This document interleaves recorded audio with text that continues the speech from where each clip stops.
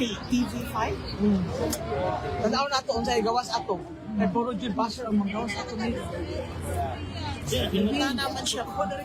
Sige ma'am, dali ma'am. Liga. Mga tupas na yun.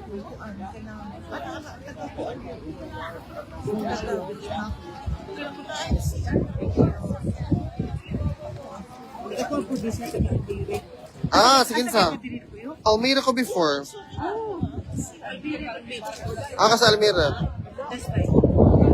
That's fine. Almira Bauten ko before. Di mo ko na Bauten? Bauten tayo ka ate. Di ba na Bauten na inyo? Chima-chima. Ako ang Almira Bauten. Di na yung Bauten. Di na ito na. Daw Bauten. Oo. Ay, saba. Nakasunod ka na parang ICC. Hindi ko nga masulod. Kinahong pa lang daan sa mga guard kaya maglagot na. Hi, ma'am. Hello po. Andito si Alvin Keo. Nalagay sa gas mo sulod. Hi, Kay! Hello, Alvin. Kamusta? Kami ko kayo pinapanood. Maraming salamat po, ma'am. Basta ipagdasal po natin si PRRD kasi ngayong araw po, Kailangan ko live. Plan ako pagkawin nanonood. Isulod na po sa parang binardagol ni Kaufman lahat ng mga Office of the Public Counsel for Victims and at the same time, yung Office of the Prosecutor. He even made mention na si Crispin Boyeng Remolla is... Yun na yun. Yun na muna yun. Dito siya kay. Sure po. Thank you, ma'am. Grabe katok daw. Kaya nga, lamig na ko kaayo. Sila sir. Guys, dili agyapon, magsayo gyapon ko. Kuan? Oo, nagyapon na. Oo. Nagyapon na.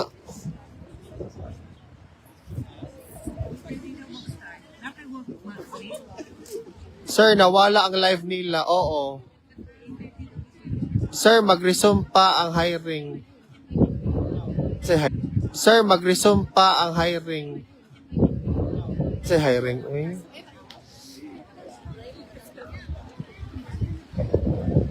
Kasi Sal Panelo diri, sir, oh. 90-minute na break.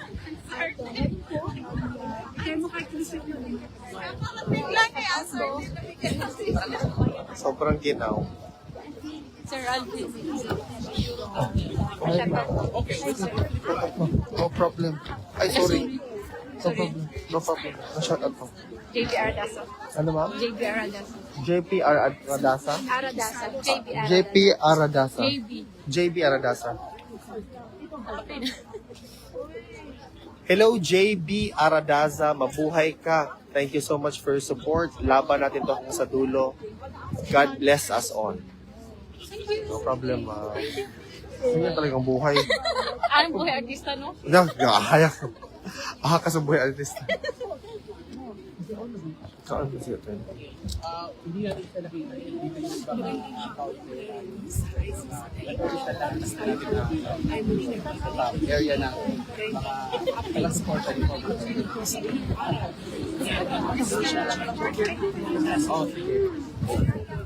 Okay. May mga kasama tayo sa foreign sessions sa pre-trial chamber ng ICC at meron pong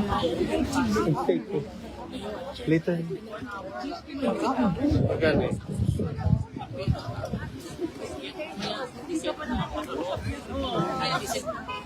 parang Manila.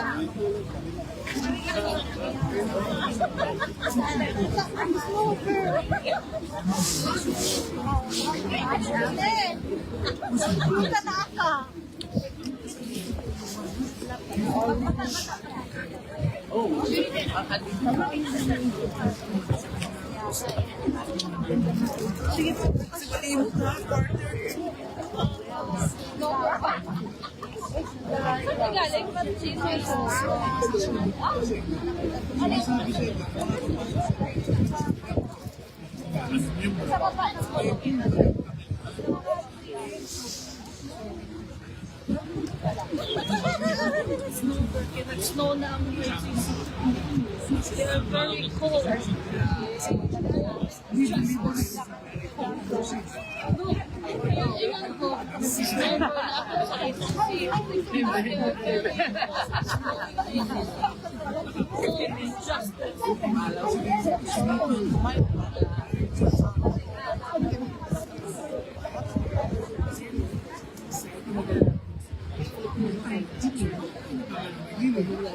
Kasi, dating sa akin, hindi mo nire-resolve ang at Firm. ano sila kanila?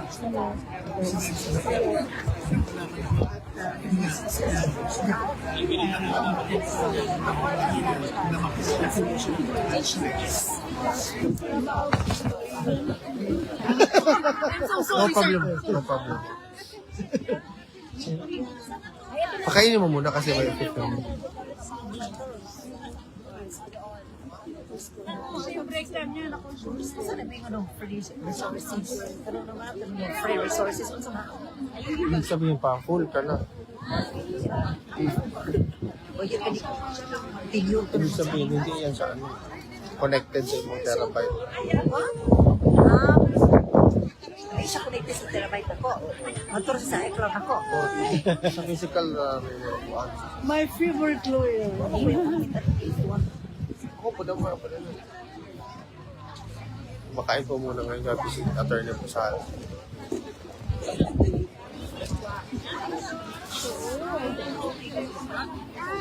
Asa ka dito na makita, no?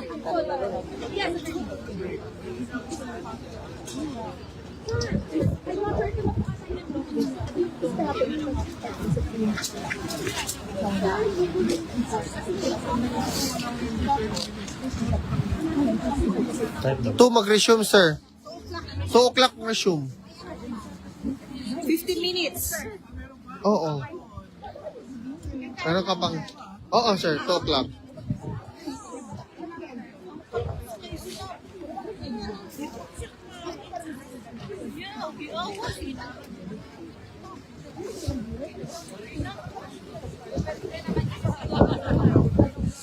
Uy, ginoo ko katugnaw. Ginoo ko, Lord.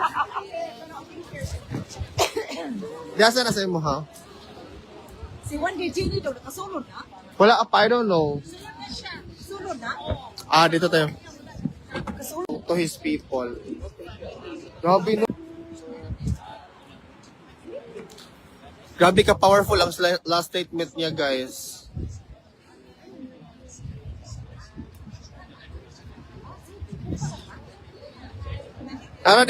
We will ask you to send Rodrigo Duterte back to his family and we will ask you to give back to the Filipino people their Tatay Digong. Karon, ikaw bangag, nakaingon anak mo, anak sa imo, tatay bangag, wala. Wala may ingon anak sa imo, ha? Ha? Oh.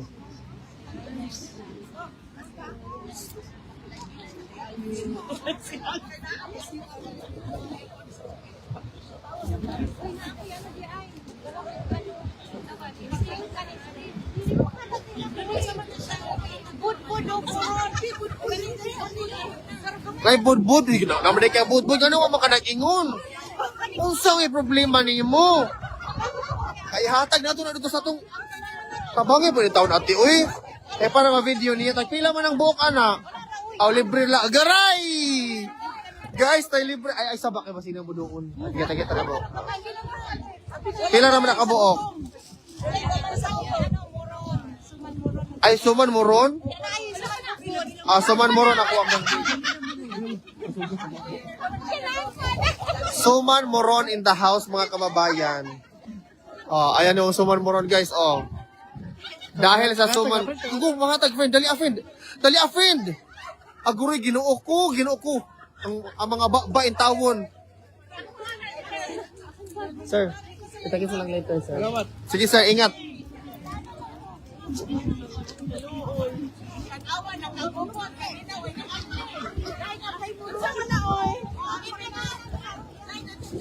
Ay, naku. Buto sa diya si mong bag. Later na. Ito, Tanawa, guys. So, Oo.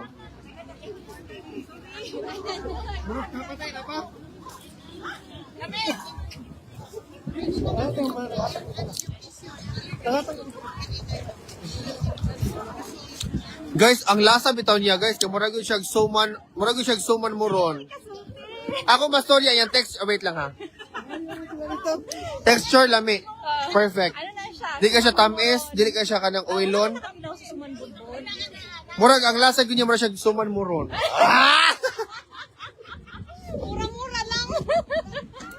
Congratulations ate, at dahil dyan, ikaw na ang papalit kay PRR. Ah! Joke lang ito.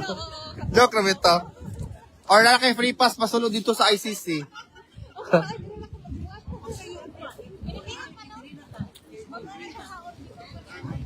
Pwede man ito mga sa ICC, Ugma. Uy, Belgium. Ako sa Belgium. Tara, kung una pag lugar. Ano sa Brussels? Salamat ate ha. Sa mga marunong gumawa ng suman moron, mabuhay kayong lahat. Ah! Ama sila mag-order ate sa imo ha. Ah! Pero kung mabalik ko na rin, pwede rin ako magdala kong balik. Correct. Ano sa mga mabalik? Ogba dayon. Ah! Ay, sayang. Abi mo, ang pagsuporta ka PRRD, ka na yung trabaho ang hinungdan na di ka kasuporta, undangin na. Undangin na ko. Hindi, kaya ano, nag-side-by-side ko ba na. Pero mga ami ka rin ako. Hindi ka mag-gurot. Hindi. Mga ami ka rin ako. Kaya kung kumadalas sa ibig ko, Hi, ma'am. Opo, ma'am. Hello po.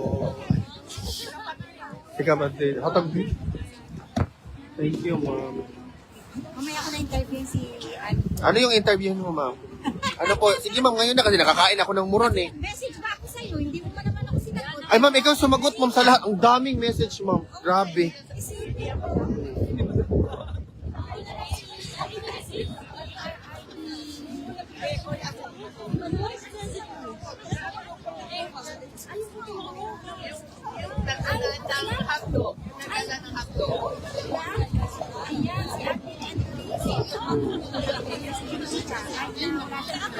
Kaya nga, wala talaga akong time magmas. Salamat, ma'am. Thank you, ma'am, ha. Pero at least, ma'am, kahit hindi kita nasagot, nandito ka pa rin. That means ang Panginoon talaga ang gusto mapunta ka dito. Ah!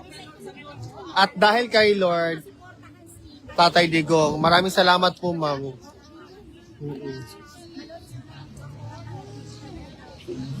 Ah! From New Zealand ka pa man pumunta dito? Oh my God!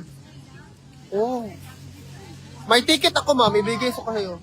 Ay, may ako na ko, ma'am. May sticker ako.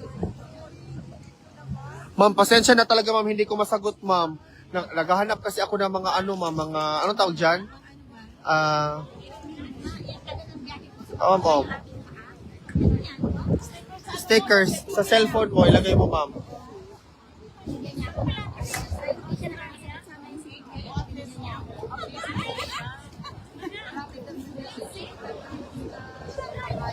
Oh, grabe talaga si... Tagapagtanggol! Oh, wait lang, ma'am. Alam ko kasi nakita mo. Ah! Meron ako isa. Tingnan mo. Saan ba yun? Ah, Meron ako yung... thank you. no problem, ma'am.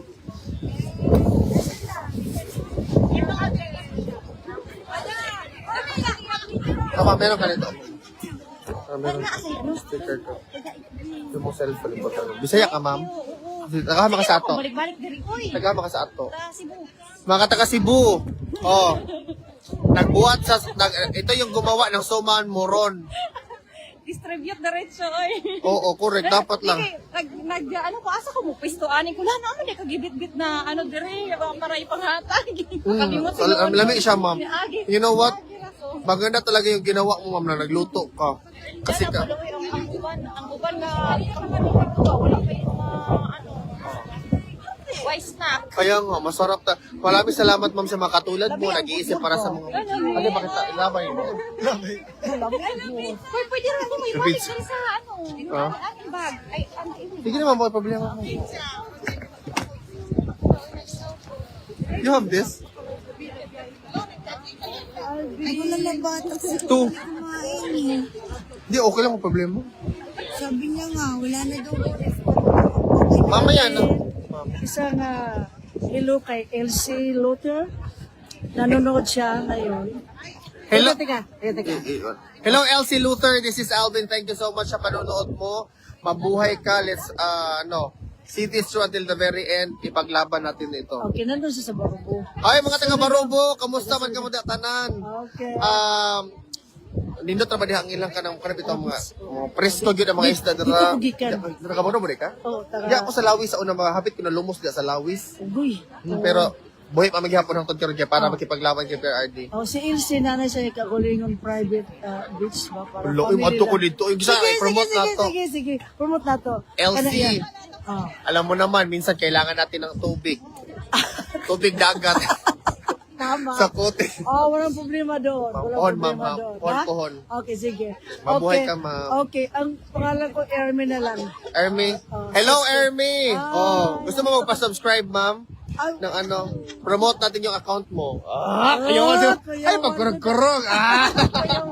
Taga Barubo. Hello, mga taga Barubo. Kamusta man mo di atanan? Sa Surigao, wala, pasig na siya. Mga Surigao. Okay, sige. Isin ako to siya. Sige, ma'am. Sige Salamat, na. ma'am. Lagi ko siya nanonood sa mga live. Salamat na kayo na. Lana. Sticker. Okay, Thank you, sige, ma'am. thank you. Ma'am, naka-sticker? Nakita daw sa TV5 sa Davao, suon nakita daw kada Sir Alvin sis oh.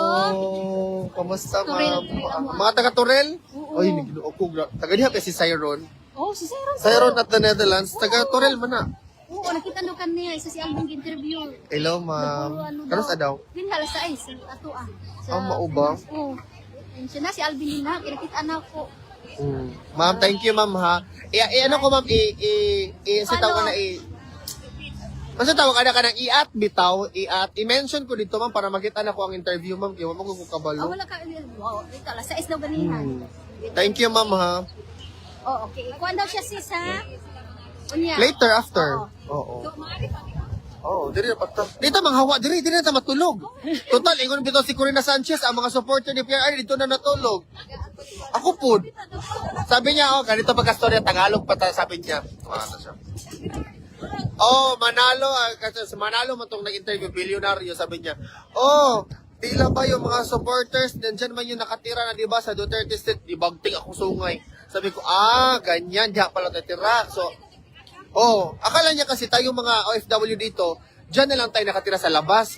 Pwede da yan. Na mga mayayaman man tayo, Kulbaan. Hindi lang showy. Kuyaw. Joke. Ay, lagi pag kuyaw. Guys, palingaw-lingaw rin ni guys para ibigin. Agaray. Tinakuha na. Dili na. Ano kay pabulgar yung kay kagang dautan kay kag mga chika.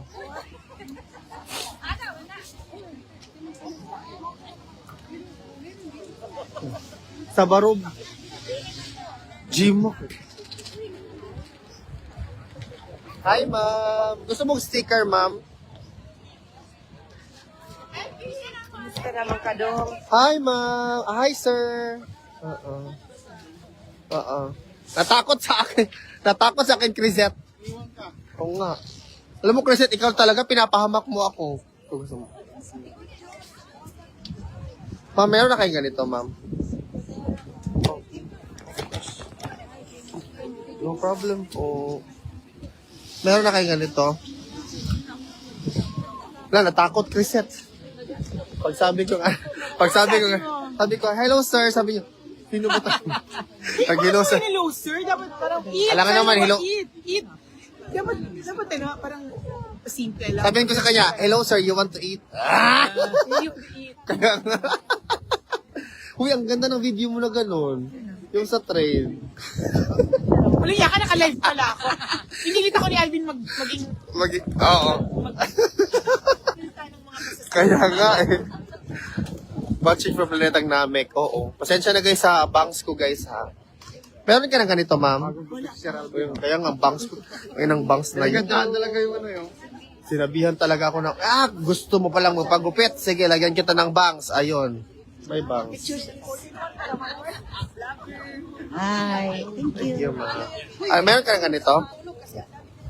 You already have this, but you're not a Filipino, but it's okay. You wanna say hi to everyone? Hello. Hi again. Hi, everyone. He's back. He's back on track. Yep. Go. Doing some interviews again. Yes, but thank you. Good luck to your thesis, ha? You too. Bye. Have a good day, ciao. Agaray. Wala.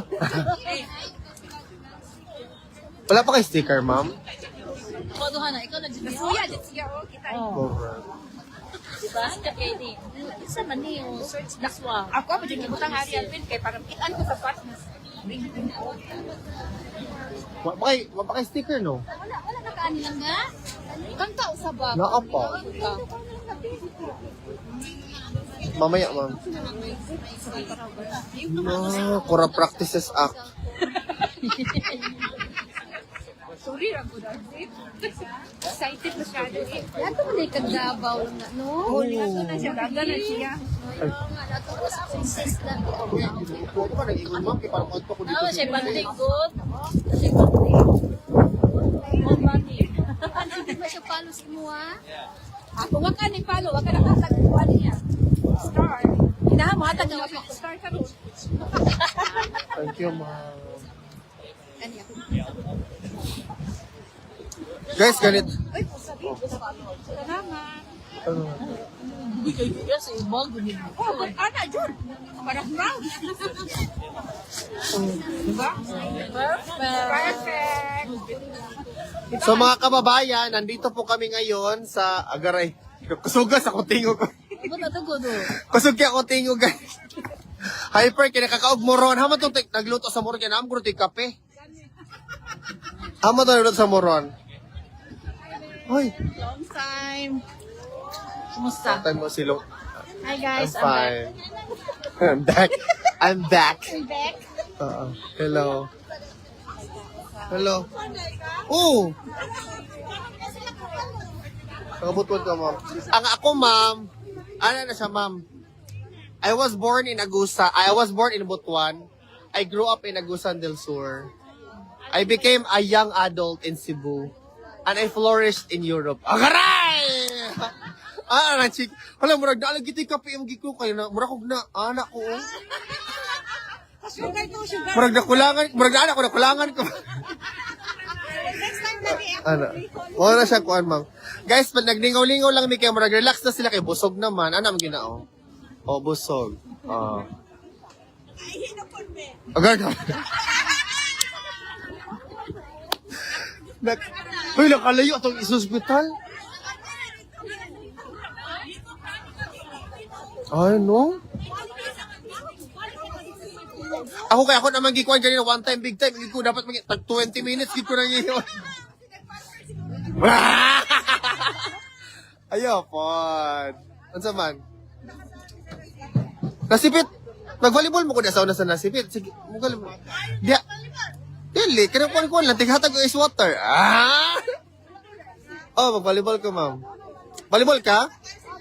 Unsa man kung volleyball ka, unsa man ka top bottom. Dala ito.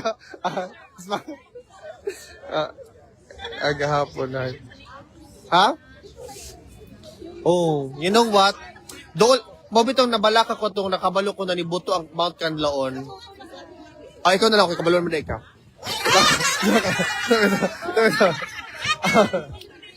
Dali ma'am, kaya tinood ka ma'am, katong experience na ko sa Negros, it was really life-changing. Nakita yun ako na kinahanglan yun sa gobyerno dito. I think it was around November, no? Ayun, ana. Last year lang, yung Bagyo Gang. Alam mo ba na si VP Inday Sara ang pinakaunang politician na or public servant pumunta doon? Pangalawa si Senator Robin, and I was with Senator Robin, pumunta kami doon. Moises Padilla, Canlaon, Isabela, La Carlota. Oh, grabe, ang boulders gang super malaki talaga. Oh, you know what? Na-meet na ko tong babae na siya rin isa na na-survive, di ba? The whole family namatay. Mao ba? Dapat euros.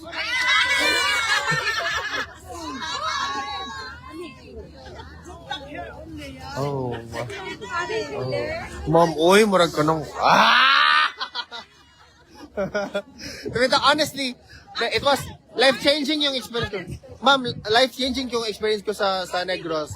Ang nakita ko doon talaga tayong mga Pilipino, kahit na bahaan na, trahedya and everything, smile pa rin. Oo, talaga. Parang walang... Oh, the resilience, ma'am. That's why you really don't need money to be happy. Well, not entirely true. We need money still, no? Para sa atong mga monthly na mga bayro noon, mga paluwagan, mga ganyan, mga sabi na oh. So ba? That's part of life. Pero the point is kung if we learn to embrace the life that we have, oo. Pero hindi pa din. Oh. Lalaban pa rin tayo, ma'am. Alvin na life coach na tayo, no? Alvin, pwede ka mag-part-time life coach. Oo. Mga taga nasipit, dahil ako napalit akong pinakaunang iro.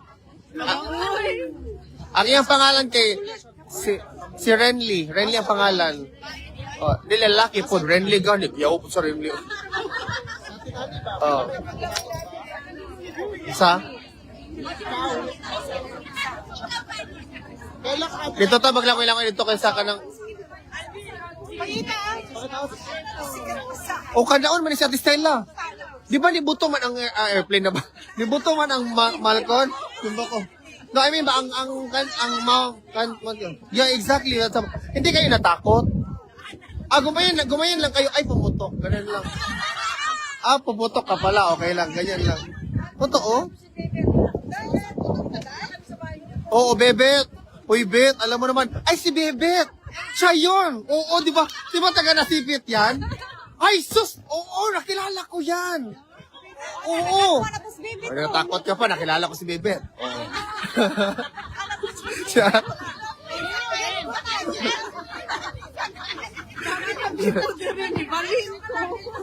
Alas 2 daw, so that's 2:30 here. Correct. Kayo nga pagputok ng kanlaon nga na ano ko kayo nakita ba na. Oy, wala gid mo sa proper ganito. Oo nga kasi hindi man kami makapunta because yung bridge nasira man. Sabi ni Senator Robin na pupunta daw kami pero nibaha man yung anak man ng water. So sabi ko, sige sir, pumunta tayo. Pero nakita ko man tubig. Sabi ko, ay, parang ano na talaga ang tubig. Sabi ko, kasi totoo, kasi bawal naman. Delikado talaga. Delikado talaga, pero ayun, ang buhay naman talaga ay delikado in general. So, buhay kung buhay. Patay kung patay. Oh, correct. Buhay na lang sana. That's one of the moments na thankful tayo sa buhay natin. Ay, nako. Huwag naman patay. Alam mo, na-hyper ako sa kinain kong muron. Para akong nagka-sugar rush ako. Nagka-sugar rush ko sa 6 hours. 9 hours, kulang pa yan. Sa sakripisyo ni tatay na 1 year. Dapat 9 hours every day. Pero ate, we're very thankful. I know it's not really everyday na makapunta tayo dito kasi alam naman ang buhay natin sa Europe. May abstract all the time. Bakit pumunta ka sa friend mo, may abstract. Kung gusto mo makipag-chismisan, abstract pa din, di ba? Or kung gusto mong makipagtungit, abstract pa din sa... Kaya na-realize ko, mas maganda pa din sa Pilipinas. Sa Pilipinas, gaganyan ka lang. Nag-inuman kayo ngayon, bukas, pre, mag-inuman na, o ganyan, walang problema. Dito hindi pwede, mag-inuman, meron pang time limit, 2 hours lang, di ba? 2 hours lang kasi matutulog ako para hindi hangover bukas, wala. Sa Pilipinas, pag nasimulan ng isang baso, ay maging ano na yan, isang case. Oo. Nakakapi na naman si Alvin. Hindi ako nakakapi, parang na-hyper nga ako sa ano kinain ko. Ay, ma'am. Vlogger ka din, ma'am? Opo. Ano yung vlogger? Ano yung vlog mo, ma'am? Ano yung mga binablog ko? Oo. Ano yung page mo? Promote natin yung page mo, ma'am. Hindi yung nagpahinga lang ako eh. Nagpahinga lang muna ako sa kasi may private. Pero dito kay tatay, ayoko maging private. Gusto Correct. mo na- Yes! shout I-public out po. natin, ma'am, ang ating private na buhay. Sige, ilaban natin yan. Yes. Ano yung page mo, ma'am? Para i-promote natin. Sa Facebook ko na lang. Oo nga, Facebook mo. Sa Mel Manibali Soriaga. Oh, yan. Yes. Meron din ako sa YouTube. May YouTube channel din ako, kaya lang medyo hindi update. Okay. Kamel Dita. Oh. Yeah, sa YouTube ko. Thank you, Shoutout po ma'am. sa Pilipinas at saka sa New Zealand. Sa mga kasama ko, nandito na ako kay Tatay Digong. Mag-follow. Ito yung sa'yo. Ayan. Malaki na pala yung follower Dito na mo. kay Tatay Digong. Sige. Sabi niyo, di ba, i-ano ko kayo kay Tatay, kumusta? O, sige, kumusta? Dahil kumusta raw, sabi ng taga New Zealand. O, ayan na. Alam mga taga New Zealand. Opo. Ma'am, pagkatapos po kay ma'am, kasi na-follow nyo naman siya, ito na naman guys. So, i-follow nyo si... Paano na ba ako sa'yo? Hindi pa. Ay, hindi pa pala. Bakit kita i-promote? Joke lang. Nanonood sa'yo, be? Joke lang. Ito. I-promote nyo ito guys. Si Ermita Suske. Yan. Yung ano, hindi man masyadong maliit yung font ni ate. Ermita Suske. Okay lang yan. Kahit hindi ka naka-follow ate, mamaya i-block na lang kita. Sige, follow mo. O, sa akin. Man siya nakuhaan ka ng state. Virginia. Doon sa Virginia. Maganda yan dyan. Di ba doon yun sa US man yung Virginia? Ito, si ma'am din, hindi nagpapatalo si ma'am. Patalo, siyempre. Oo. Layo na pinuntahan Ay, ko. hala na, saan ba yun? Ito na ba? Ayan, Hindi nagpapatalo si ma'am, okay. Siyempre, kahit saan, laban. I-follow niyo si ma'am guys. Si Mel Manibale Soriaga. Yes. Correct. Para kay Tatay Ma'am, Digong. kung tatanungin ka namin, ano ang pinaka-unique selling point mo? Bakit ka namin ipa-follow? Ay, of course, para... Dito ka ma'am sa camera, oh. Ha? Dito ka sa camera. Of course, bakit? Follow niyo po ako para po magkaroon tayo ng update. Dahil nandito po ako sa Netherlands ngayon at kasama ko lahat ng taga-suporta ni Tatay Digong. At i-follow niyo po ako para po ma-update ko kayo kung ano na po yung nangyayari ngayon dito sa The Head. Yan. Maraming salamat po sa lahat ng kababayan natin na taga-suporta ni Tatay. Ayan, from New Zealand, andito na po ako. Thank you, ma'am. Yay! Mga kababayan ko, shout out po sa inyo. Sa Italy, ayan, nandito na po ako. Bye na, oh my God! Sabi nila, pag nataihan ka daw ng bird, swerte daw yan. Ano ka na ba? Nung pagkakita ko na tumae yung bird, gumayan sila ko. Kailangan ko na sa... Ha? Live doon na ka. Hi, ate. Hello. Akala ko naman ipalive. Ano? Guys, i-live daw. Kinangaon sila, guys. Uy, ko na sa telephone. Thank you, ate, ha, sa chikahan. Ano ba yan?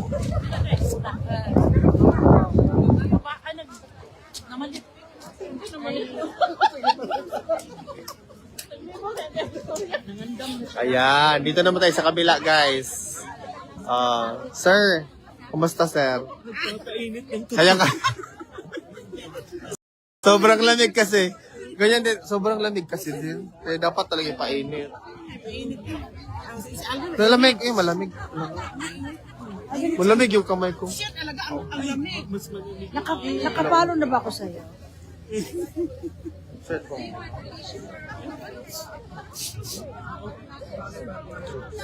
Wala pa? Oo.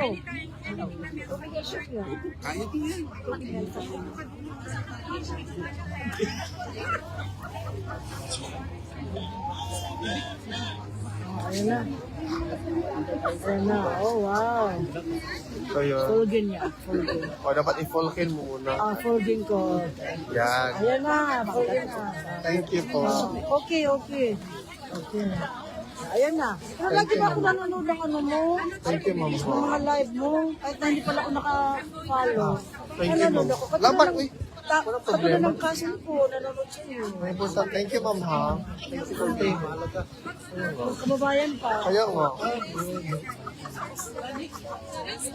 Wala ka kapag Wala. Hindi yun na-recorded gang. Sumorder na ako magubana. Hindi naman, basta ano sa boto? Basta ako tugi ko. Nag-resume na ba yung ano? Dong, nausa na ba yung kama? Wala pa, hindi pa nag-resume. Guys, nandito si Pinainholan, guys. Oh. Uy, bakit wala dito si Cyron? Wala, gigay naman. Sige, pagitas mga uy. Uy, nashock po ako. Sige, pagitas. Gitsatan man ito na kagapon, nagtawag kayo man. Ah, Sa okay. natin sa Makari kayo, ato na sa Tuspo. Pagita mo kasi wala, nung naamang ko. Wala, tanawar ako. Tanawar ako. Tanawar ako. Ako family bro ako kay Sungay. Di ba? No, grabe mo ko ano, no? Ako si Rabi mga Akong langgaw. gamit na si Rabi. Si Rabi lagi akong gamit. Pagka kuan mo, brown ako. Winter, mang good. Dali na po sa puti. Winter, mang good. Piki, mang good. Totoo, buka mo lang. Ay, dugdugam siya. Gito Bring, ako. kaya. Kaya. Ang uno kay ang daming ano dito. Unsa? Ang daming mga bashing. Sa di na bash. Awa pa bash mga langga. Ayaw mo pang bash. Dong, dong. Kaya nga, kulang pa yan. Grabe. Kanina, umabot din ang mga 4,000. Umabot Dali na din. doon mo 700 kanina ako. Gani. Pero ngayon, pupunta ako doon. Gusto ko pumunta sa loob. To be honest. Ay, hindi sa loob yan. Dyan lang ba? Dyan lang. Oh. Ha? Saan na? Dili na ako mapahawa. Ay, katong green? Saan man na? Uwi ka na? Ay, Thank you. matri, kuan si Tiho sa Rotterdam kog flyers. Da, laban. Laban. Amping ka. Talagi dato, ano? Thank you. Thank you. Walang audio? Uy, please, wala yung audio. My God, walang audio. Na, pag i-stop ko ito, guys, kaya maano to, yung parang babalik siya kasi, tinan mo,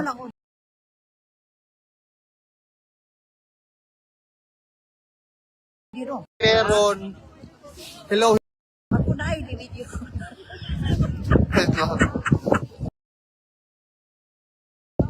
May audio na.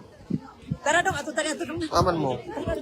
Magpainit lagi ta. Hello. Anong meron? Hello. Meron po. Meron bang audio?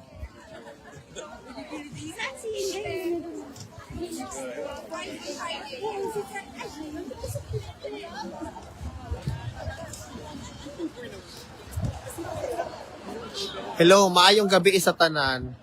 May audio na ba, guys? Meron mang audio? Okay, meron ba? O sige, perfect. Lang tubig ko ba yan? Layabo? Wala siya na unsa? Okay naman. Silang mami, mga bagay na dapat talaga mahulog para malaman natin ang halaga. Oo. Merong audio.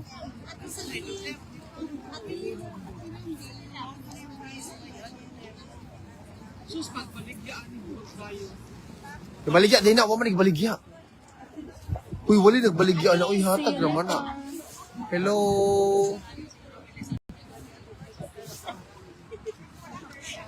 Hello, uy. Kasi kayo baligya. Ina ko kaya ako. Mag-message. Di na, uy. Hello. Bahalag. Saan kayo? Bahalag bate. Okay lang.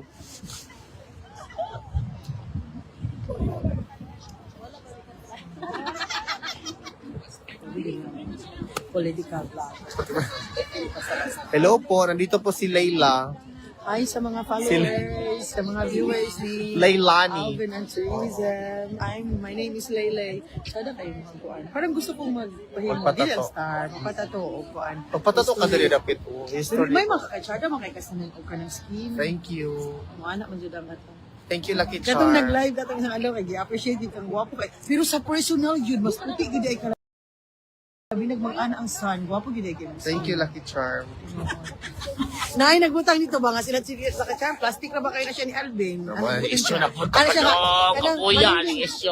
Tingnan karon na gid sa moto jud ni kabalingding kay nakapink pa ako. Tawa lang. Nag-yellow pa gid siya kanina. Ba-question na gid ang akong identity. Na-question na gid ang akong pagka-royalist, pagka-Duterte royalist na ko ano.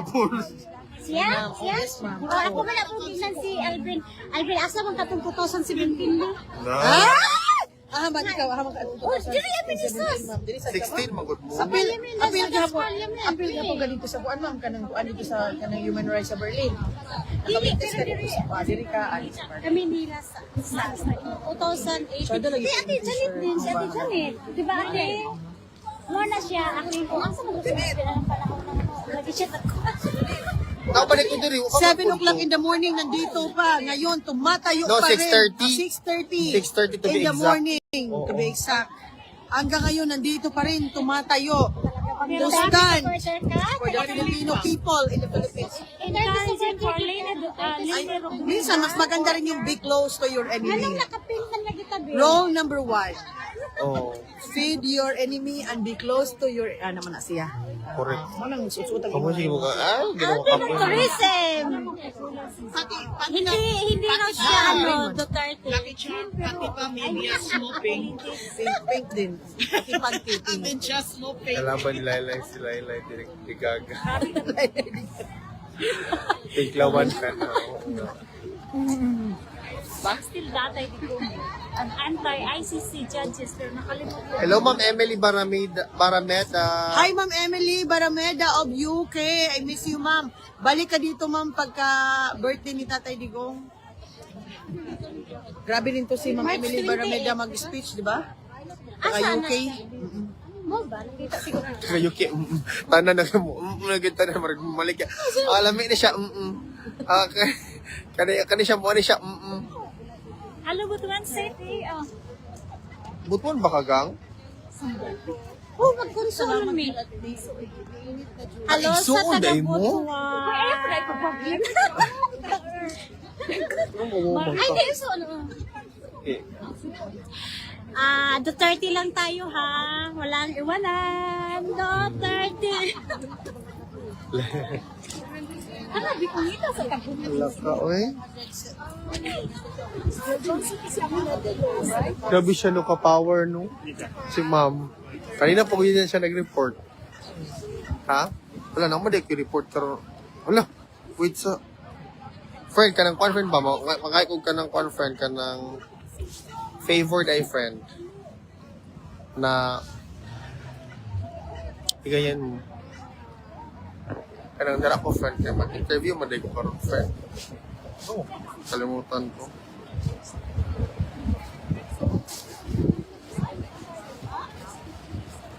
Ay, So, sa taga-interview. in 7 minutes. Okay, sir.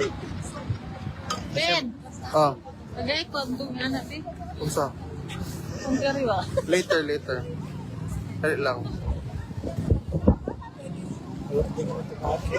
Wala. Kapay pag-apog na ako. Hello, Jam. Hello, ate. Ang problema mo kung mo. Wala sa ako? Ano karon pa mo kani upload boy? Up, trabaho I think ko. Grace is sino. Ana. Ako ba? Hello. Trabaho. Guys, grabe ka power ang reporter, guys. Oh.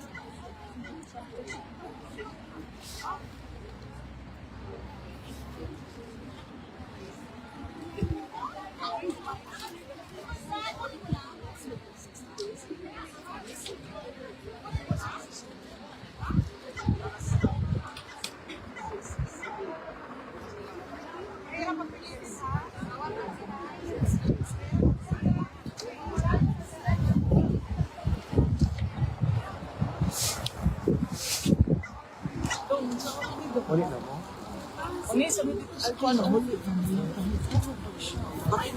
Sige lang, that means na it survived the test of time. Jima. Thank you, ha? Pamato kami dito sa Alis? dili sa hospital. Sige lang. Oh. Hello. Nandito kayo, guys. Oh.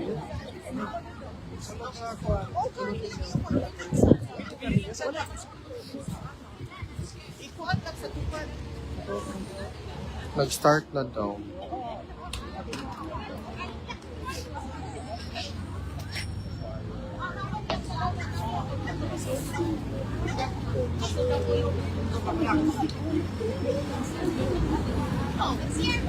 Oh! Ali! Kuyog baboy. Hindi pa guys. Saglit lang guys ha. Malapit na guys.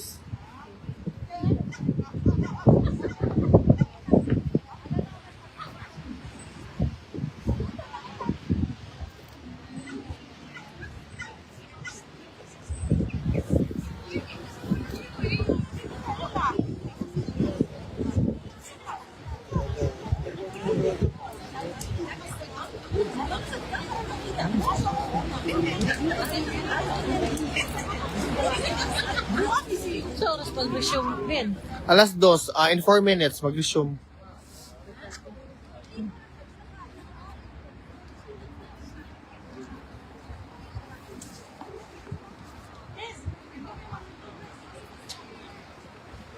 Yes guys, mga kababayan, ito po talaga ang pinaka-importante ngayon kasi, yan.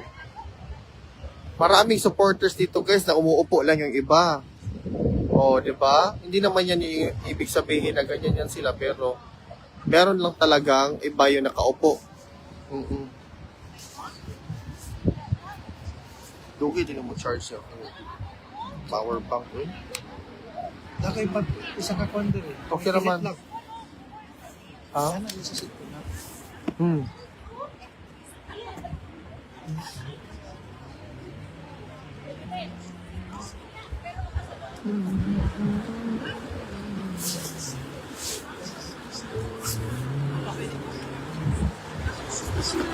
Hello. Ako magpa-conference ko, makapasok ba ko sa conference sa napay continuation for 1 hour guys. Ang resume is 2 o'clock but it will start airing online in 2 minutes.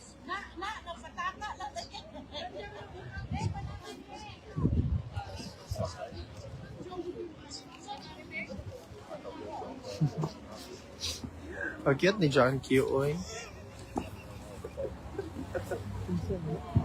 Nawala yung link. Tingnan niyo doon sa post ko, guys. Nandoon. Aray.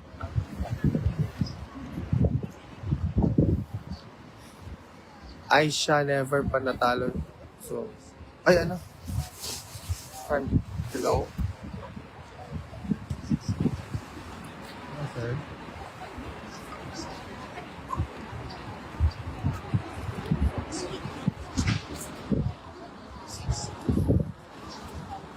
Pinana.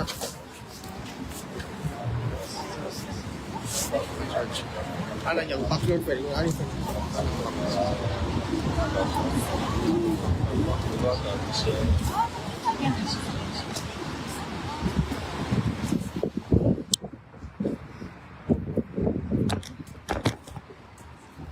May tao na?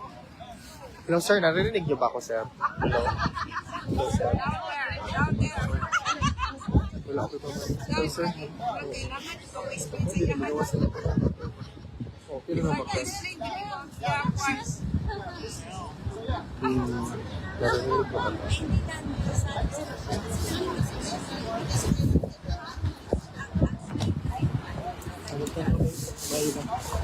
Ano yan? Saan yung problema? Half lang 3. Oo, half lang. Pero ang background ko sa taas. Okay lang, Friday.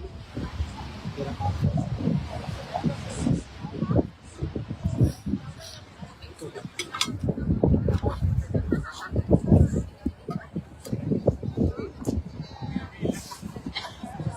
Mag-boni ba po? Hindi man professional, no? Ay, nanay tao.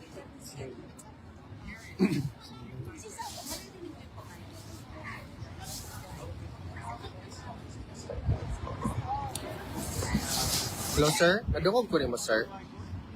Huwag ko madunggan, sir, actually.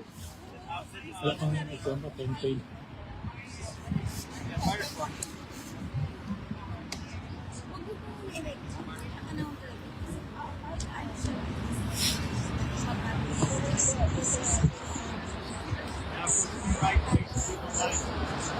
Ayan, YouTube. Gusto ko punta kayo. Bring him home.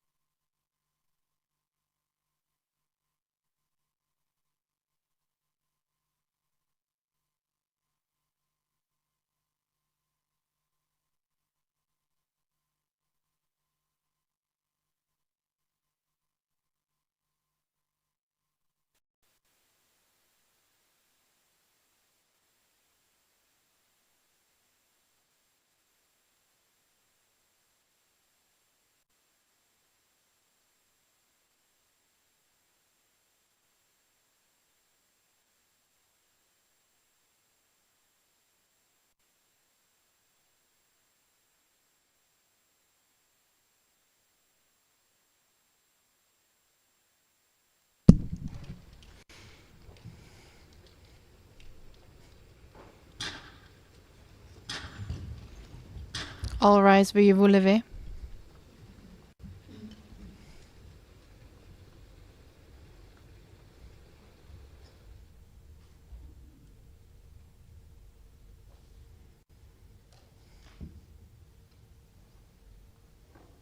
Please be seated. Veuillez vous asseoir.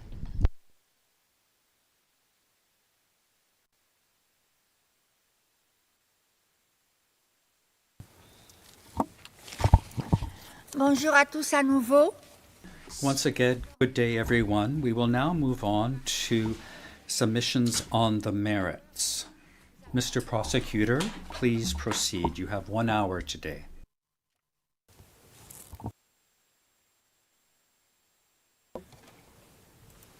Thank you very much, Madam President, Your Honors. My name is Julian Nichols, and good afternoon to you and to my colleagues on the other side and to everybody in the courtroom.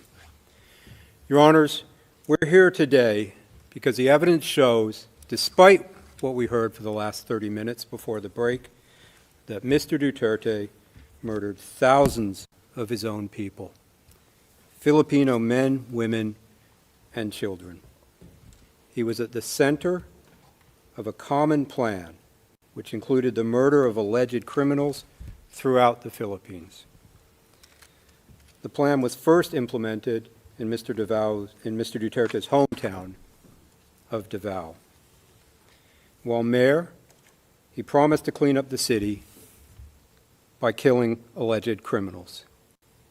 He kept that promise, and he murdered hundreds through so-called liquidation squads, death squads. These liquidation squads became notoriously known colloquially as the Davao Death Squad, or DDS. After years, 2 decades, of murdering alleged criminals as mayor of Davao, it became clear to him that this political strategy could be leveraged for higher office and for more power, the presidency. And that is exactly what he did. During his campaign to be president, Mr. Duterte expressly promised many times that he would kill criminals if elected. He claimed that Davao was Exhibit A in why he should be elected, and he pledged that if he won, he would expand the killings nationwide. He won, and that is what he did. And as you will hear tomorrow from Mr. Jeremy and Ms. Croft, the murders skyrocketed in the months immediately after Mr. Duterte became president in June 2016. And that was no coincidence. That was him fulfilling his campaign pledge. As president, he murdered thousands using many of the same co-perpetrators and methods from his time as mayor of Davao. So he moved the method and some of the co-perpetrators to Manila in order to expand the crimes. The victims in this case ranged from powerful individuals to predominantly the poorest citizens of the Philippines. Now, why were the poor selected and victimized? Well, it was often because they were the most vulnerable, and they didn't have the families and the power to make police reports, and they were the most afraid. Mr. Duterte boasted about the killings that resulted in thousands of deaths at his order, and not once at any time has he shown any remorse. He promised also, you will hear, to take responsibility, personal responsibility, for the killings, if need be. Well, that time has come. We are confident that if your honors confirm the charges in this case, that we will prevail and Mr. Duterte will be convicted at trial. Let me talk a little bit about what my friend, one of the things he said during his 30 minutes. In our presentation today, you will hear Mr. Duterte, in his own words, calling for killings, bragging about killings, and as I said, vowing to take responsibility for those killings if necessary. And the defense, I have in my outline, may claim, but they already have, the defense claim that this is hyperbole, bluster, exaggeration, part of his blunt or direct strongman political speech, which had brought him political success in Davao and then nationwide. And the defense will also point, Your Honors, to many instances where Mr. Duterte and his allies tried to build a veneer, a kind of fig leaf of plausible deniability by sprinkling in references to the effect that the police should only shoot to kill in self-defense. Those references to self-defense appear throughout Mr. Duterte's speeches. They're all over the place. We don't run away from that. We don't shy away from that. That's part of our theory. So the defense will say, and again, they already have, that we've cherry-picked the statements we show you, but we have not. We acknowledge these many references to self-defense in Mr. Duterte's speeches. But the evidence which is in our pre-confirmation brief, and some of which will lead today, overwhelmingly shows that those references to self-defense and following the law and to due process are nothing but nonsense. Keep in mind, as mayor, he created a death squad. A leader who creates, leads, arms, and funds a death squad is not interested in due process or following the law.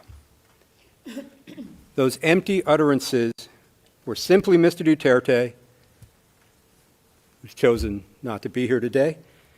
Those were simply him acting as the former prosecutor, trying to build in some semblance of a defense, preparing for the day, should it ever come, as it now has, that he would be held to account. It was to give his lawyers something to say. But look at it over here, where I said don't shoot except in self-defense. The reality is that Mr. Duterte's message was clear, and it was understood by the perpetrators, and it was followed. That message was, commit murder at my direction, and I will protect you, I will pay you, I will promote you. And that's what happened. And I'll say this as well, Your Honors. For purposes of this confirmation hearing, disregard every speech ever made by Mr. Duterte. Throw them all out. There is still ample evidence of substantial grounds based on the other evidence which we have put on our list of evidence. And the evidence as a whole, when you weigh it together, will show that what my friend said is not correct, that Mr. Duterte intended for his subordinates to follow the law, and that he was interested, and that his speeches were simply bluster. I'll talk briefly now about the charges in the case. As the deputy prosecutor stated, we have 49 incidents, totaling 76 murder victims and 2 victims of attempted murder. And of course, those are expanded upon in our pretrial brief, or PCB. Now, as my friends said in the LRV, while there are countless victims who've experienced harm as a result of Mr. Duterte's crimes, we have focused the charges in this case to these 49 incidents and these number of victims in order to ensure that this trial can be expeditious and that it can be efficient. and that it won't go on for years and years. So these charged murders are emblematic. They're representative of Mr. Duterte's larger killing campaign.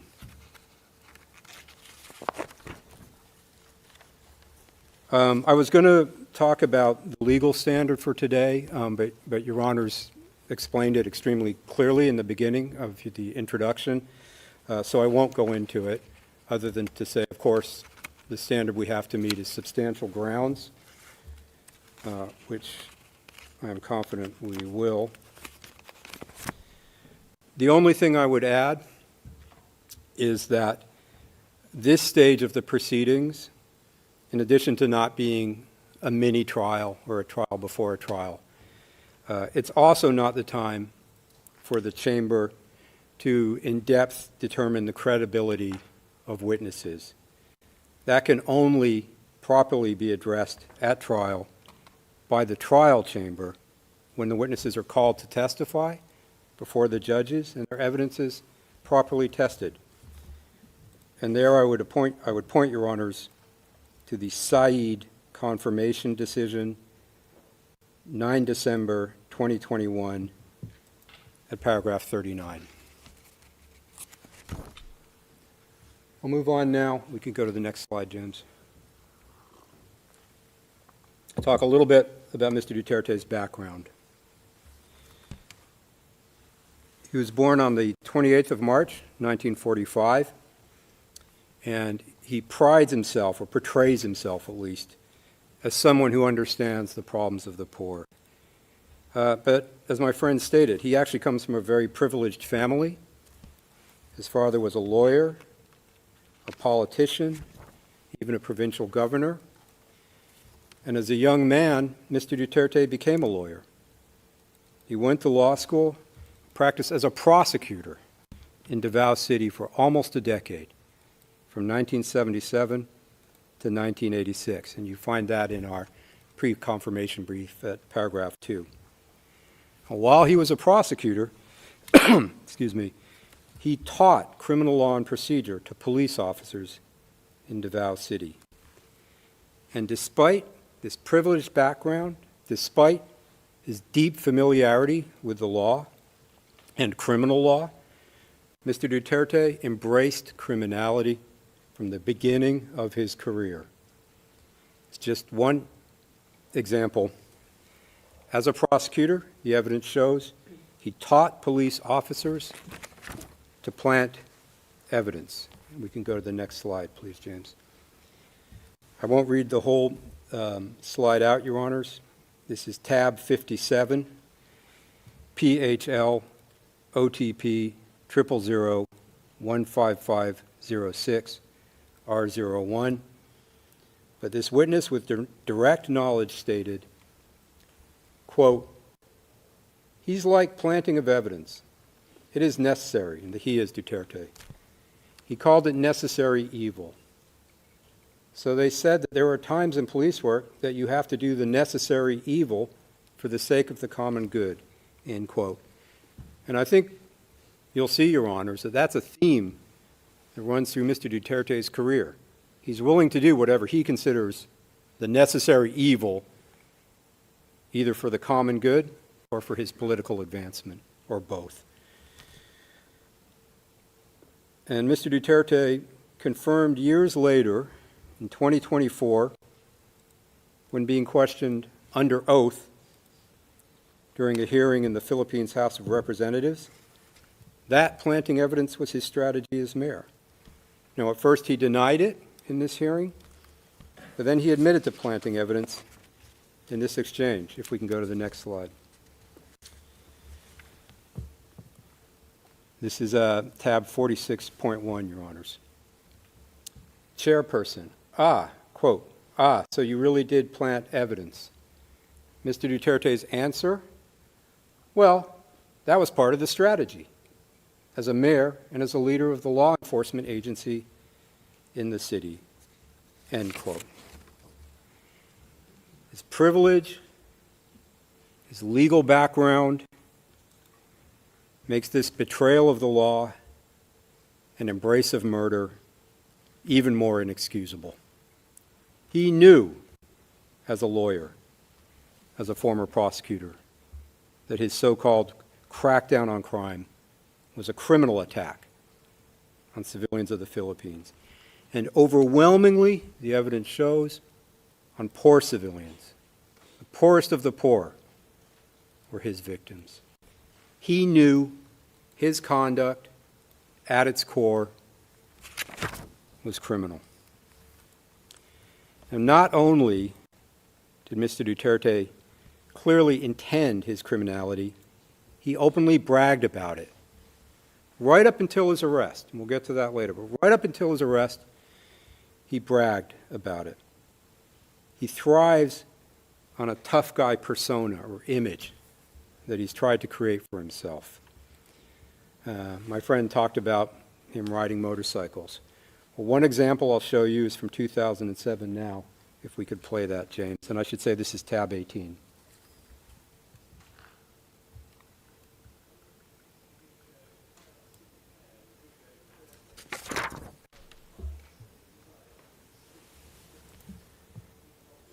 Elite, never losing an election. So, riding a Harley Davidson, shooting a semi-automatic pistol, this is the image he's trying to create from the beginning. He likes to pose with weapons. If we can go to the next one, James. This is tab 80. And here in this photo, which was published in a newspaper, you can see Mr. Duterte holding an assault rifle. And I'll just note that we also see in this photo, to the immediate left of the photo, Ronald Bato de la Rosa. Bato is the nickname.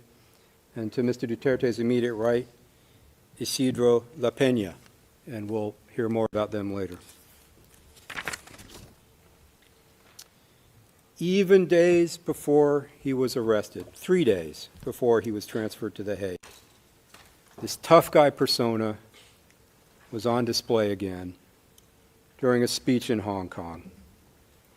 He brushed off the possibility of an ICC arrest warrant, and he referred to the ICC, quote, as motherfuckers who have been after him for a long time, end quote. This is him on March 9th, 2025. If you could play that, James. This is tab 136. Sa totoo lang, baka ang balita ko may warrant daw ako pag... Hindi, totoo. Yung sa ICC or something, matagal na akong hinahabol ng mga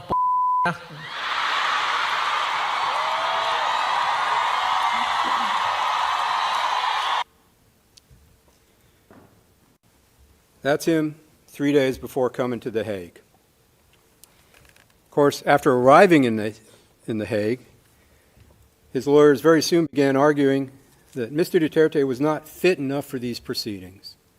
He wasn't physically or mentally fit enough to be put on trial or for his charges to be confirmed.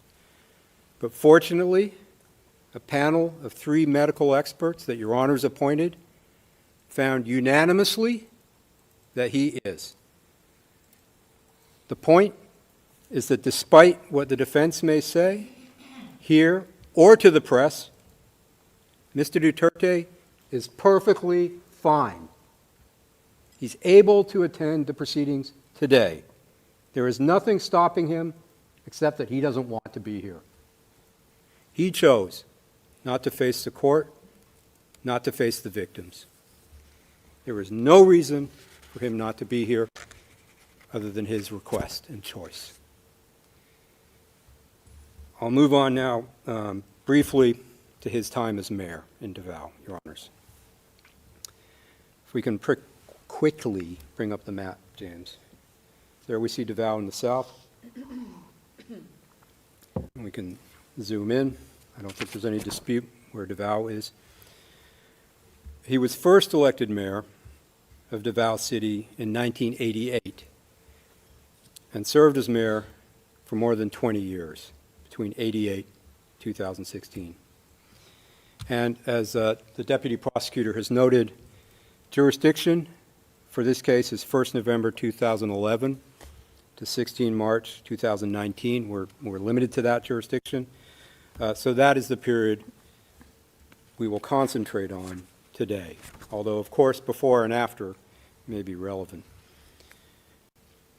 As mayor of Davao, Mr. Duterte promised a crackdown on crime. To quote, crackdown, end quote, on crime and drugs, Mr. Duterte created liquidation squads, death squads, made up both of Davao City police officers as well as non-police officers who were essentially hired hitmen, hired killers. And this system of his became known as the Davao model. The Davao model was murder, not being tough on crime legally, as my friend said. And you have to think, it's a little strange cracking down on crime by committing the crime of murder. Of course, Mr. Duterte did not commit these crimes alone. We discussed the co-perpetrators, including during the mayoral period, in our pre-confirmation brief, Your Honors. And you'll find that at paragraphs 8 to 23. I'll talk about just a few of them now, just to introduce them. First, if we go to the slide, thank you. Ronald Bato de la Rosa, who was a chief of the Davao City Police Office, or DCPO, from 2012 to 2013. Next, Vicente Danao, another police chief in Davao during the period. Next,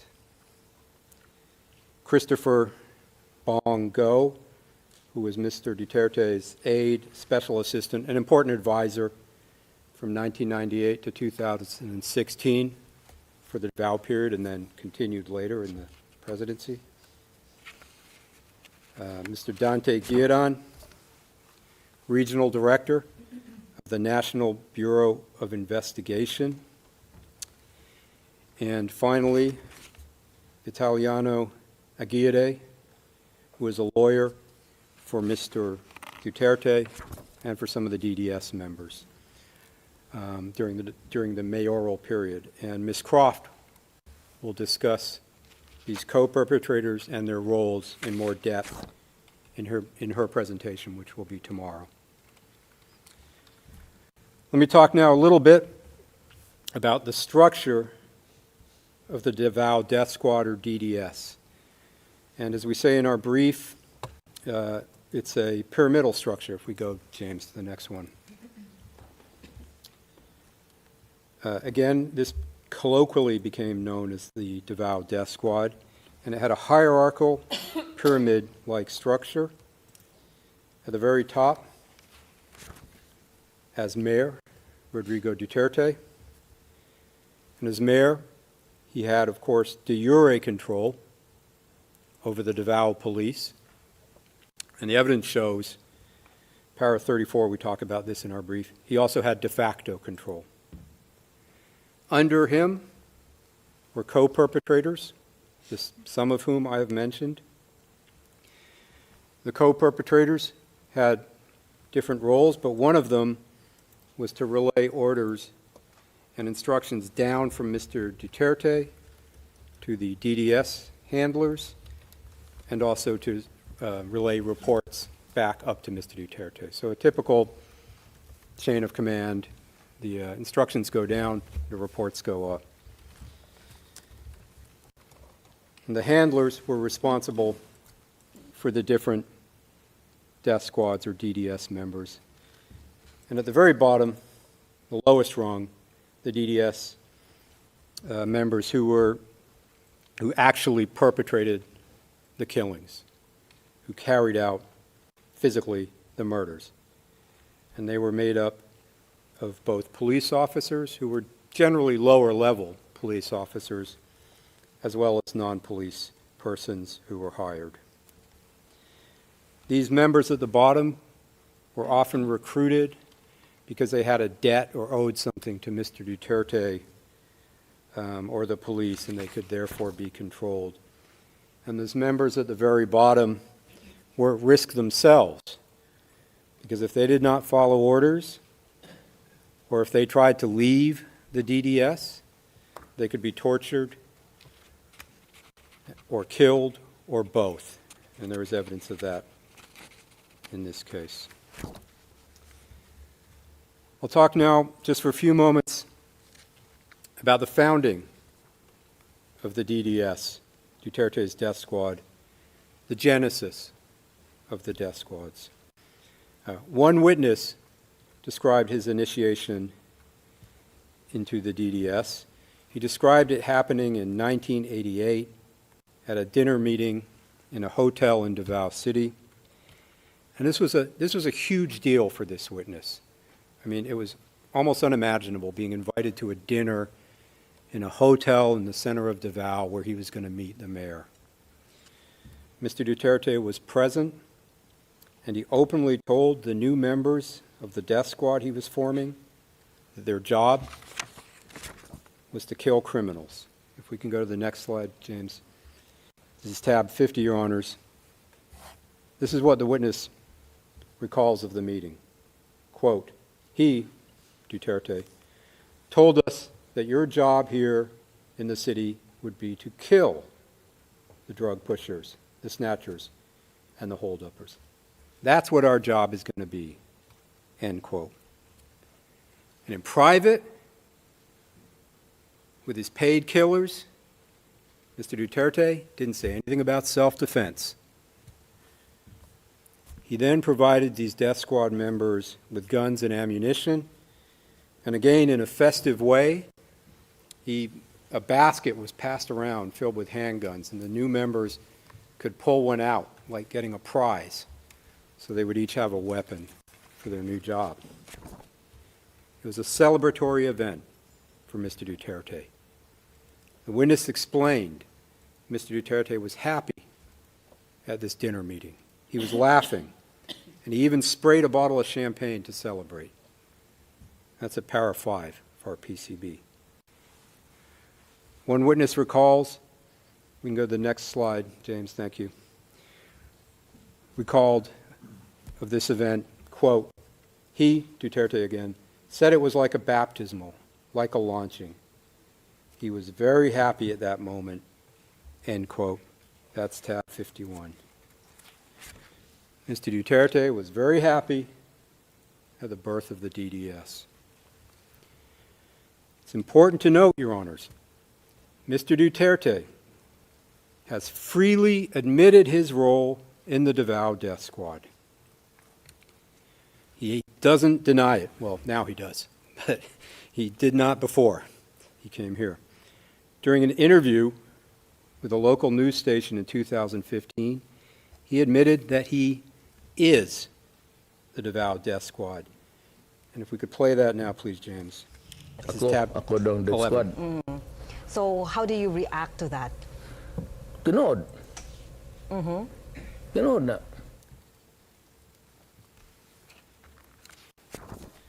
They say I'm the death squad. True. That's true. You know, Your Honors, in some ways, this case is not exactly complicated. That's not the only time Mr. Duterte admitted his role with the death squad. He repeated under oath that he had a death squad at the Blue Ribbon Committee in the Philippine Senate in 2024, about 10 years after the clip we just saw. However, in this exchange, he denied that the death squad included police officers in some type of apparent effort to protect them. This is tab 41.1, if you could bring it up, please. Mr. Duterte, under oath, quote, I can make the confession now if you want. I really took care of it. But please don't involve the police. They're the ones who suffer, sir. I have a death squad, but not the police. These were gangsters. He says it again. In the same hearing, he confirms this admission. Go to the next one, please. Tab 41.1. The senator asks, quote, "So what the former president dropped earlier, that they have a death squad, was a bombshell. Whatever name it goes by, whether police or non-police. Because it looks like what we are investigating now is the instrument used for the war on drugs, which led to numerous extrajudicial killings. For the record, Mr. Chair." End quote. Mr. Duterte's response, quote, "You are correct, ma'am. You are absolutely right." End quote. It's not on a slide, but he also stated bluntly, same tab, 41.1, same hearing, quote, "My death squad, ma'am, is, of course, it is organized. That's all I can say," end quote. So that is 4 times, 3 of them under oath, that he admitted having a death squad in Davao, including saying he is the death squad. That's not hyperbole. That's not bluster. That's him telling the truth when he feels safe, and that he can bank on his continued impunity. Talk just for a few moments now, Your Honors, about how the Davao Death Squad operated under its architect, Mr. Duterte. Victims were usually targeted in one of 2 ways. Sometimes an informant would provide information on a target, and the handler would then get clearance from Mr. Duterte through one of the co-perpetrators in the pyramid we saw earlier to kill the target. Sometimes Mr. Duterte himself would give the target's name, would say who to kill, which would be communicated by one of the co-perpetrators to a handler, and then down to the DDS member tasked with actually carrying out the killing. But whichever way it took place, Mr. Duterte's clearance, his approval was required, his permission was required for DDS members to conduct these murders. And several witnesses confirmed that, and I'll go through them in a minute. But first, Your Honor, just to react to something my friend said in the previous session. This was at I think 12:22 onwards on the transcript. He stated to the effect, the prosecution couldn't even get one witness to admit they heard Rodrigo Duterte give an order to kill. Here's where it gets a little bit cute. At any time relevant to the charges or with respect to any of the incidents. So my friend didn't say the prosecution doesn't have any witness who heard Mr. Duterte give an order to kill. He's saying during this time period. I'd point Your Honors and my friend to PHL OTP 000 15517 at page 0002, lines 18 to 21, where a witness is asked, now did you ever hear Sarah, this is Sarah Duterte, give any instructions for killings to take place? Witness, personally no. Interviewer, okay. Witness, but the father, of course, many times. But this was before 2011. I would suggest that doesn't make much difference.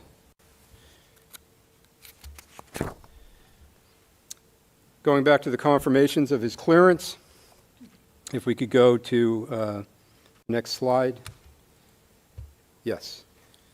This is tab 35, Your Honors. A witness stated, quote, only one person was making the decisions. You had to ask Duterte, because if we didn't make that request, if we didn't ask for authorization, we would be chased or we would be pursued. end quote. Another witness stated, if we go to the next one, please, tab 58, quote, "We cannot conduct a clearing or killing operations without his clearance." Speaking of Mr. Duterte, we called it clearance, end quote. Finally, on the next slide, perhaps the simplest, the witness recalled, quote, a different witness recalled, quote, "You cannot just kill anyone in Davao City without Duterte's approval. Otherwise, you will be charged," end quote. It's tab 117. In exchange for carrying out the murders as directed, the DDS members would be paid reward money. One witness stated, if we go to the next one, please, James, he recalled, this is tab 56, quote, "Every kill, the first reward money, to my recall, it was $10,000 per kill," end quote. And in addition to paying rewards for specific murders to the person who carried out the murder, Mr. Duterte also paid some of the DDS hitmen who were not police officers salaries by making them false employees of City Hall that he ran as mayor. These were so-called ghost employees. They got ID, they received salaries from the city of Davao, they were put on the books, but it was all a ruse because their only job was to kill. So it was Mr. Duterte using the city government and the apparatus to fund his death squad. He also, I'll just note quickly, provided death squad members with firearms, as I talked about earlier at the beginning of the DDS, but also with vehicles and ammunition so that they could carry out their crimes. We'll go to count one now, and I'll talk just a little bit about count one. And Mr. Jeremy will talk about counts 2 and 3 tomorrow. Count one is in relation to murders in and around Davao City during the mayoral period by the DDS.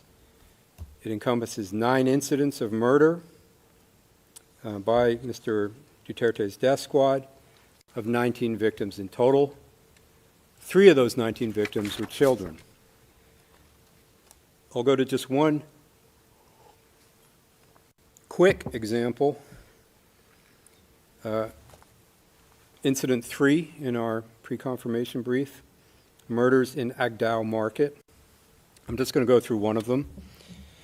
Your Honors, this is at paragraphs 91 to 92 of our pre-confirmation brief and page 36 of the notebook we passed around this morning. Incident 3 is about the murders, or what happened in Incident 3 is the murder of 3 people in that market on or about 4 December 2013. Before carrying out the murders, 3 DDS members who we'll see received instructions from their handler that there was a job to be done.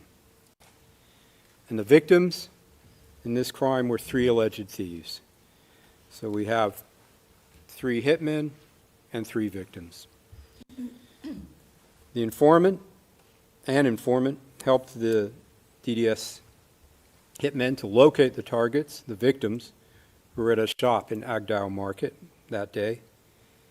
And when the hitmen reached the shop, each one shot and killed one of the targets and murdered them in broad daylight. After the killing, the hitmen reported back to their handler up the pyramid chain that the job was done. And their handler, in this case, then informed Sonny Buenaventura, who at that time was one of Mr. Duterte's most trusted men. The reward for this incident, for these 3 murders, was 90,000 pesos total. That's at our brief at para 91. Now, what's interesting about this incident is that a few weeks later, after the murders, a video of Mr. Duterte watching the crime on CCTV was posted to YouTube. And I'll show that video, Your Honors, in a minute. But in the video, you'll see Mr. Duterte standing in the CCTV room looking at a bank of television screens. The video then zooms in on the CCTV footage of the crime, and you see 3 DDS members walking up the street in the market. You see them turn to the right, pull out their guns, their pistols, shoot the 3 victims who are off the screen, and then they walk and jog away, and they don't look very worried.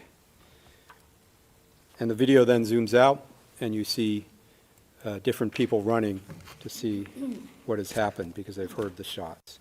Okay, can we play that, please? Sa Makati, ganito din. At most 1 week sa gagawin. Katong patay sa Davao. Tanawin mo yun. Tanawin ng dua kalakaw. Kanawa. Fiskal, pasin pambot niya sa'yo mo. Morder mo ganyan klaro. Mulang kanawa. Kaya, berbada. May pagkita ni Esa Rosales. Kawan bisa beli nilai mana? Kalau larat betul. Kenapa? Tenang reaksi semua tahu.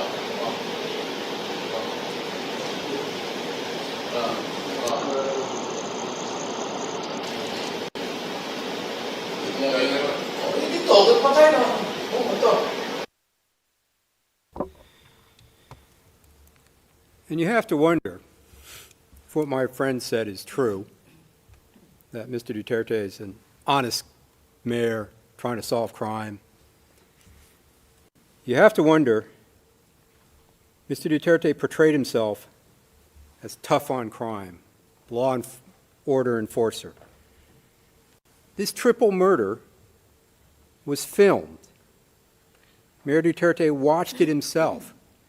You can see the perpetrators committing the crime. Yet, Mr. Duterte, the former prosecutor, Mr. Tough on Crime, could not get this triple murder committed in a market in broad daylight with multiple eyewitnesses solved? Of course not, because it was his murder. And that brings me to the next point, which is clear. DDS members did not fear punishment because they were committed at Mr. Duterte's orders or direction. He authorized this Incident 3 killing and the others in Davao City.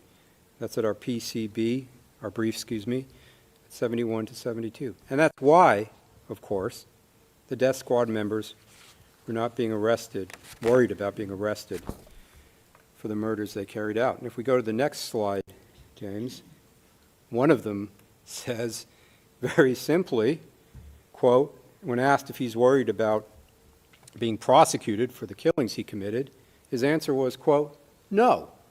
As long as it has been cleared, I wouldn't worry, end quote. Tab 30.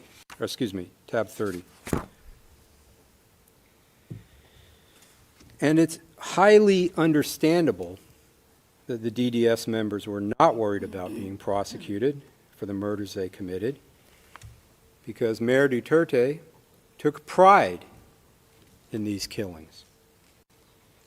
He was interviewed as mayor in late 2015, and a reporter put a question to him, asked him about a human rights group report which suggested that he had killed 700 people in Davao. I'll play the video, and we'll see his response. You'll also see, just before we play that, Mr. Christopher Bongo is in this video to Mr. Duterte's right. Look at the question. Look at Mr. Duterte's answer. 700 no, pinatay ko. Nagkulang ho sila sa kwenta.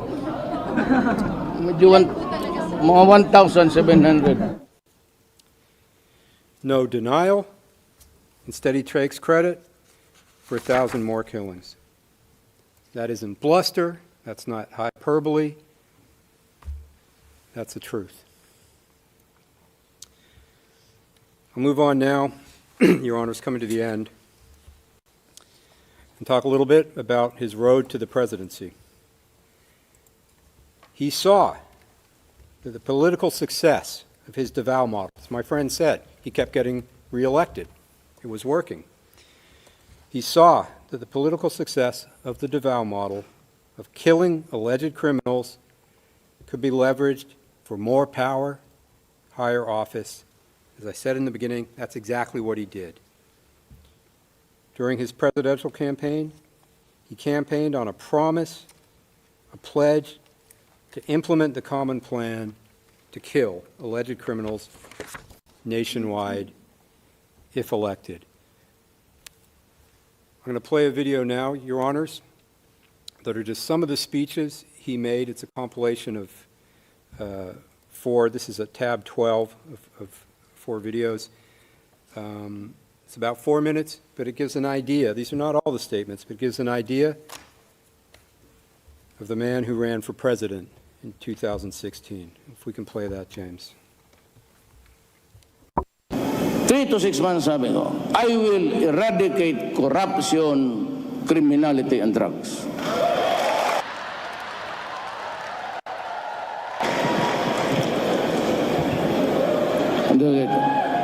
If I become the president, I will order the military and the police to hunt down the drug lords, the big ones, and kill them.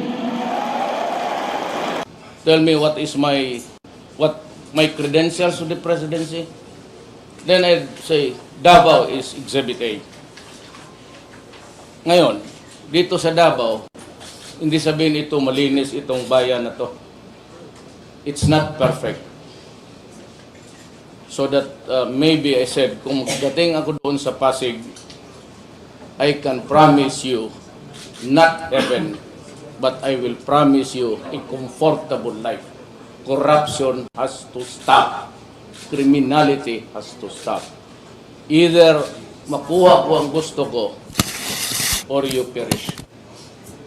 Magprangkahan na lang tayo. Anong ibig sabihin yan? Patayan yan.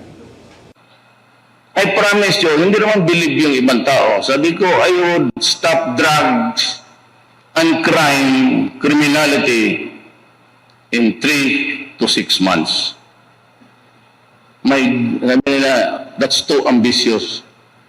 My God, subukan ninyo ako. That's what I told the Davao criminals before. Pinapatawag ko pa, do you want to go out of the city?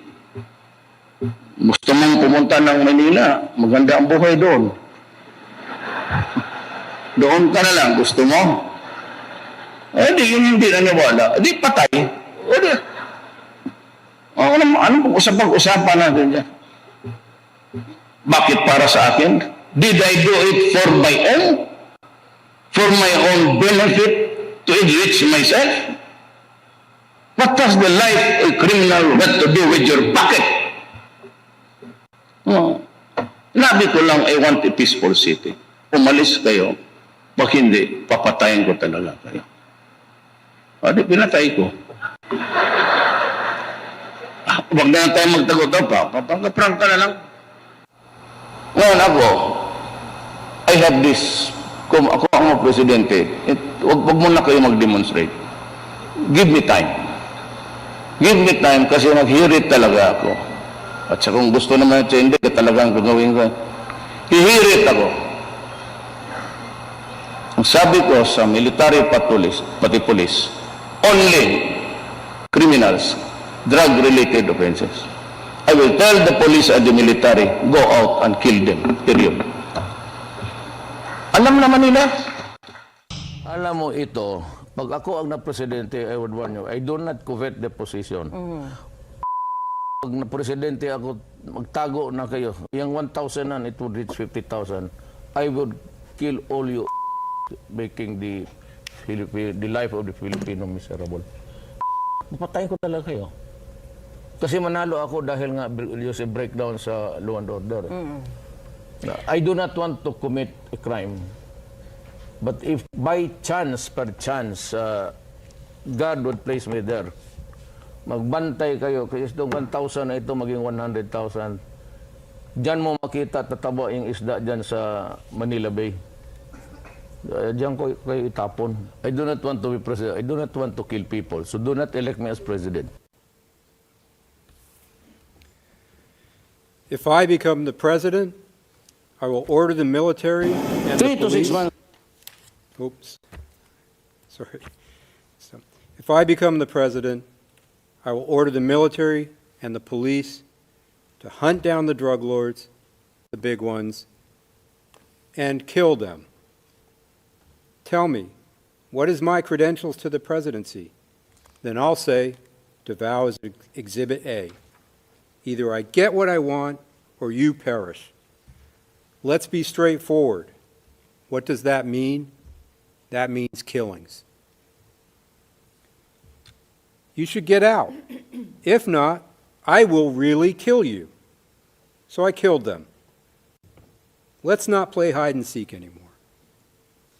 Let's just be frank. I will tell the police and the military, go out and kill them, period. I will really kill you. I do not want to kill people, so do not elect me as president. That's the man before you for this hearing, even if he's not in court today. He repeatedly promised to kill people, his own people, if elected president. He said it, he did it, that's who he is.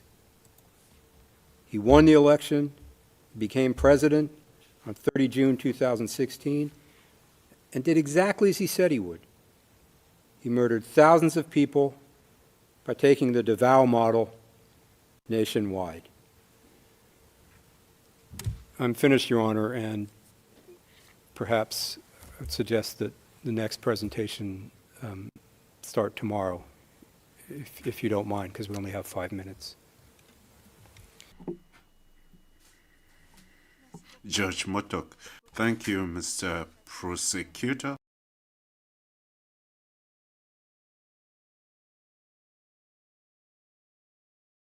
Your presentation and your suggestion. We have now come to the end of this first day of hearings. I would like to thank all the parties and participants, as well as our interpreters, the registry, and the technical staff, as well as all those who contributed towards the success of this hearing. The hearing is adjourned, and we will resume tomorrow according to our schedule. See you tomorrow.